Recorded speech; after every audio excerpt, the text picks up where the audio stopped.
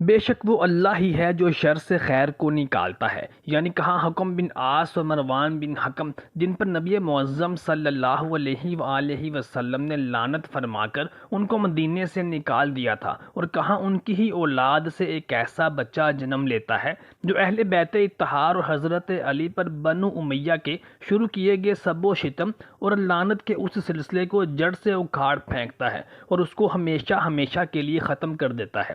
محترم ساتھیوں، امام بخاری اور صحیح مسلم کی متفقہ روایات ہیں کہ حضرت علی رضی اللہ تعالی عنہ پر بنو امیہ کی جانب سے لعنت کروائی جاتی تھی، اور یہ سلسلہ حضرت امام حسن رضی اللہ تعالی عنہ کی امیر معاویہ رضی اللہ تعالی عنہ کے ساتھ صلح کے بعد سے شروع ہوا، اور یہ 60 سال کے عرصہ دراز تک بلا روک ٹوک جاری رہا۔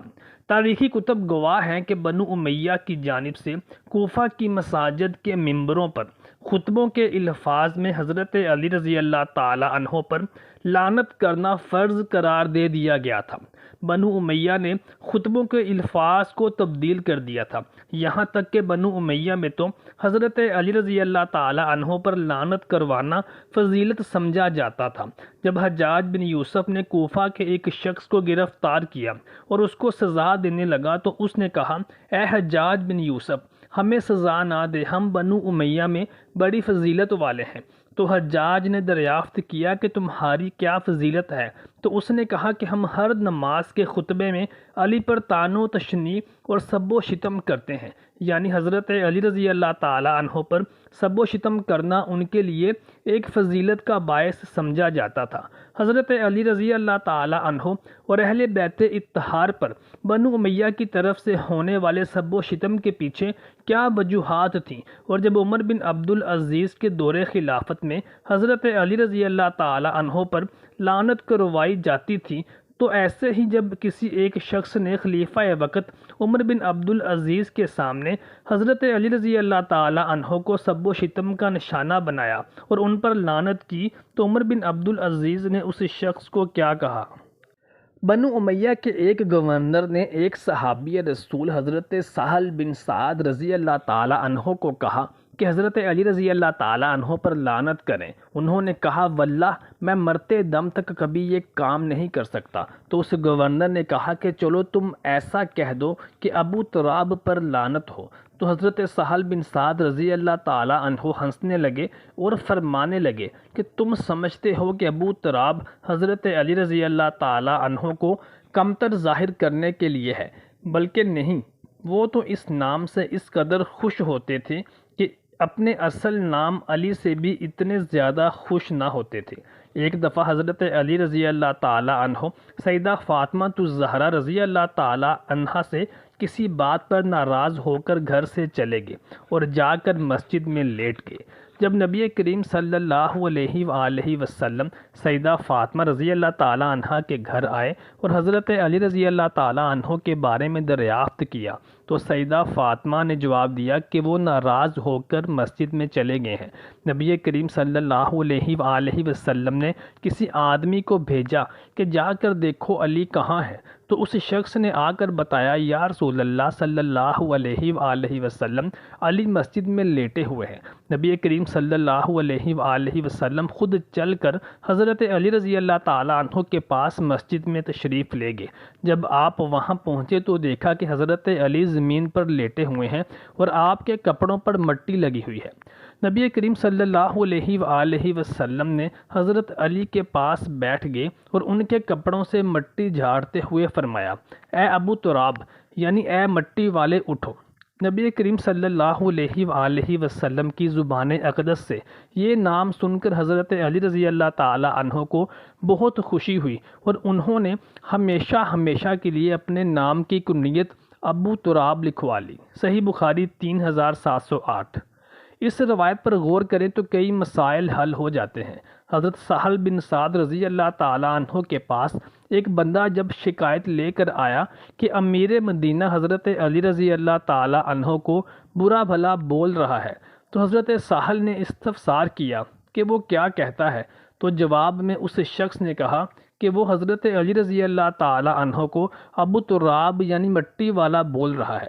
سہل رضی اللہ تعالی عنہ نے وضاحت کی کہ یہ تو کوئی گالی نہیں ہے اور نہ ہی برا بھلا بولنا ہے، یہ تو حضرت علی رضی اللہ تعالی عنہ کا وہ نام ہے جو انہیں اصل نام سے بھی بہت زیادہ محبوب تھا۔ اس روایت سے پتہ چلا کہ جن راویوں نے سب و شتم وغیرہ کے الفاظ ذکر کیے ہیں اس سے مراد گالیاں نہیں بلکہ اس طرح کے القابات سے یاد کرنا ہے، اور بعض لوگ ان کا اصل مطلب سمجھ ہی نہیں سکتے تھے تو اس وجہ سے ان کا غلط مفہوم مراد لے لیتے تھے۔ حضرت علی رضی اللہ تعالی عنہ پر لعنت اور طعن و تشنیع کا یہ سلسلہ خلیفہ وقت حضرت عمر بن عبدالعزیز بن مروان بن حکم کے ہاتھوں اختتام پذیر ہوا۔ یہ خلافت بنو امیہ کے 8ویں خلیفہ تھے اور سلیمان بن عبد الملک کے بعد مسند خلافت پر بیٹھے تھے۔ انہیں ان کی نیک سیرتی کے باعث 5واں خلیفہ راشد بھی کہا جاتا ہے، جبکہ آپ خلیفہ صالح کے نام سے بھی مشہور ہیں۔ آپ نے سن 61 ہجری میں مدینہ منورہ میں آنکھ کھولی۔ نام عمر بن عبدالعزیز بن مروان اور ابو حفص کنیت تھی۔ آپ کی والدہ کا نام عاصم تھا جو عاصم بن عمر بن خطاب کی صاحبزادی تھیں، گویا حضرت عمر فاروق رضی اللہ تعالیٰ عنہ کی پوتی ہوئیں۔ اس لحاظ سے عمر بن عبدالعزیز کی رگوں میں فاروقی خون تھا۔ ان کے والد مسلسل 21 برس مصر کے گورنر رہے۔ دولت و ثروت کی فراوانی تھی، لہٰذا ناز و نام کے ماحول میں عمر بن عبدالعزیز کی پرورش ہوئی جس کا اثر خلیفہ بننے تک قائم رہا۔ عمر بن عبدالعزیز کے نصیب میں یہ خوش نصیبی بھی آئی کہ انہوں نے حضرت علی رضی اللہ تعالی عنہ پر ہونے والی لعن اور طعن و تشنیع کے ایک مضبوط سلسلے کو اپنے دور خلافت میں ہمیشہ کے لیے ختم کروا دیا تھا۔ وہ ایک نفیس طبع، خوش پوش مگر صالح نوجوان تھے۔ عہد شباب میں اچھے سے اچھا لباس پہنا کرتے تھے، دن میں کئی پوشاک تبدیل کرتے تھے، خوشبو کو بے حد پسند کرتے تھے، جس راہ سے گزر جاتے فضا مہک جاتی تھی۔ ان ظاہری علامات کو دیکھ کر اس امر کی پیش گوئی نہیں کی جا سکتی تھی جو خلیفہ بننے کے بعد ظاہر ہوئے، لیکن چونکہ طبیعت بچپن ہی سے پاکیزگی اور زہد و تقوی اور پرہیزگاری کی طرف راغب تھی، اس لیے یہ ظاہری اسباب و نشاط ان کو قطعاً متاثر نہ کر سکے۔ ان کا دل ہمیشہ اللہ تعالیٰ کی عظمت اور خوف سے لبریز رہتا تھا۔ پاکیزگی نفس اور تقدس آپ کی شخصیت کا ایک نہایت ہی اہم اور خصوصی وصف تھا۔ حضرت انس بن مالک رضی اللہ تعالیٰ عنہ ارشاد فرماتے ہیں کہ جب عمر بن عبدالعزیز مدینہ کے گورنر تھے اور نماز کی امامت وہ خود فرمایا کرتے تھے تو ان کے پیچھے نماز پڑھ کر محسوس ہوتا تھا جیسے نبی کریم صلی اللہ علیہ وآلہ وسلم کے بتائے ہوئے اور سکھائے ہوئے نماز پڑھنے کے طریقے کے عین مطابق نماز پڑھائی جا رہی ہے۔ عمر بن عبدالعزیز کے والد نے آپ کی تعلیم و تربیت کی طرف خصوصی توجہ دی۔ مشہور عالم اور محدث صالح بن کیسان کو آپ کا عطالیق مقرر کیا۔ اس دور کے دیگر اہل علم مثلاً حضرت انس بن مالک، صائب بن یزید اور یوسف بن عبداللہ جیسے جلیل القدر صحابہ اور تابعین کے حلقہ ہائے درس میں بھی شریک ہوتے تھے۔ بچپن ہی میں قرآن کریم حفظ کر لیا تھا اور قرآن و حدیث اور فقہ کی تعلیم حاصل کر کے ایک خاص مقام حاصل کیا تھا۔ اسی تعلیم و تربیت کا نتیجہ تھا کہ عمر بن عبدالعزیز کی شخصیت ان تمام برائیوں سے پاک تھی جن میں بیشتر بنو امیہ کے حکمران اور نوجوان مبتلا رہتے تھے۔ آپ کے با کردار ہونے کا سب سے بڑا ثبوت یہ تھا کہ آپ نے سیدہ فاطمہ الزہرا رضی اللہ تعالی عنہا کی اولاد کو باغ فدق کی وہ جائیداد واپس لوٹا دی جو کہ سیدنا ابوبکر صدیق رضی اللہ تعالی عنہ کے زمانے میں سیدہ فاطمہ رضی اللہ تعالی عنہا سے واپس لے کر حکومت کے قبضے میں اور حکومت کے تصرف میں لائی گئی تھی۔ عمر بن عبدالعزیز کی نگرانی کا یہ عالم تھا کہ ایک بار عمر نماز میں شریک نہ ہو سکے۔ استاد نے پوچھا تو آپ نے بتایا کہ میں اس وقت بالوں کو کنگھی کر رہا تھا۔ استاد کو یہ جواب پسند نہ آیا اور فوراً ان کے والد والی مصر سے شکایت لکھ دی۔ وہاں سے ایک خاص آدمی انہیں سزا دینے کے لیے مدینہ آیا اور ان کے بال منڈوا دیے اور ان کے بعد ان سے بات چیت کی۔ آپ طبعاً صالح اور نیک تھے۔ اس کی نشاندہی ان کے استاد صالح بن کیسان عبدالعزیز کے ساتھ ایک ملاقات کے دوران ان الفاظ میں کر چکے تھے کہ مجھے ایسے کسی آدمی کا علم نہیں جس کے دل میں اللہ تعالیٰ کی عظمت اس لڑکے سے زیادہ نقش ہو۔ یہی وجہ تھی کہ خلافت سے پہلے جب کئی دیگر اعلیٰ عہدوں پر عمر بن عبدالعزیز کو فائز کیا گیا تو انہوں نے اپنی اس نیک نیتی، نیک نفسی اور خدا خوفی کی روش کو قائم رکھا۔ عبد الملک نے ہمیشہ ان کو دیگر اموی شہزادوں سے زیادہ پیار اور محبت اور قدر و منزلت کی نگاہ سے دیکھا، اور اپنے بھائی عبدالعزیز کی وفات کے بعد عبد الملک نے اپنی چہیتی بیٹی فاطمہ کی شادی بھی عمر بن عبدالعزیز سے کر دی۔ اس وجہ سے بنو امیہ میں عمر بن عبدالعزیز کے وقار میں مزید اضافہ ہوا۔ ولید بن عبد الملک کے کہنے پر آپ نے مدینہ کی گورنری اس شرط پر قبول کی کہ وہ اپنے پیش رو حکمرانوں کی طرح لوگوں پر ظلم اور زیادتی نہ کریں گے۔ ولید نے بھی اس شرط کو قبول کیا اور کہا کہ آپ حق پر عمل کیجیے، گو ہم کو ایک درہم بھی وصول نہ ہو۔ جب مدینہ پہنچے تو اکابر فقہاء علیہ السلام کو جمع کر کے کہا کہ میں نے آپ لوگوں کو ایک ایسے کام کے لیے طلب کیا ہے جس پر آپ لوگوں کو ثواب ملے گا اور آپ حامی حقدار بن جائیں گے۔